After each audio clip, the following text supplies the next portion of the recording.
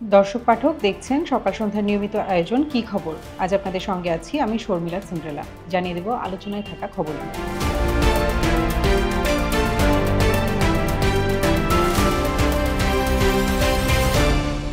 দেশের রাজনৈতিক পট পরিবর্তনের পর গাজীপুরের কাশিমপুর হাই সিকিউরিটি কারাগার থেকে ছাড়া পাওয়ার খবর এসেছে সুইডেন আসলামের। গত ৯০-এর দশকে আন্ডারওয়ার্ল্ডে সুইডেন আসলাম ছিল আলোচিত একটি নাম। বেশ কয়েকটি খুনের মামলার আসামি ছিলেন তিনি। পুলিশের খাতায় তিনি ছিলেন শীর্ষ সন্ত্রাসী। যুবলীগের এক নেতাকে হত্যার পর আওয়ামী লীগ সরকার আমলে ১৯৯৭ সালে গ্রেপ্তার করা হয় সুইডেন আসলামকে। অন্য সব মামলা নিষ্পত্তি হলেও এই মামলাটিতে আটকে ছিলেন তিনি।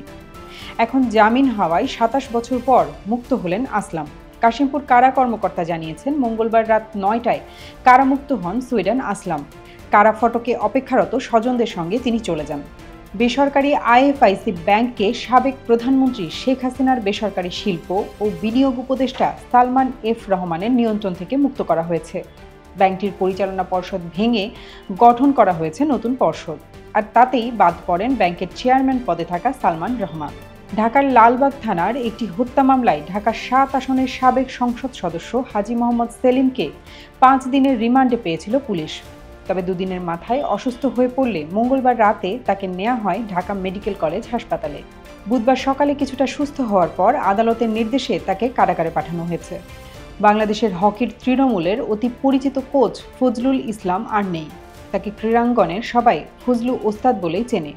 আজ সকালে আরমানিটোলায় নিজের বাড়ির বারান্দায় হঠাৎ পা পিছলে পড়ে যান তিনি।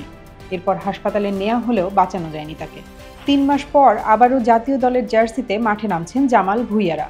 থিমপুর চাংলি মিথাং স্টেডিয়ামে বৃহস্পতিবার বাংলাদেশ সময় সন্ধ্যা ৬টায় প্রথম ফিফা প্রীতি ম্যাচে ভুটানের মুখোমুখি হবে বাংলাদেশ।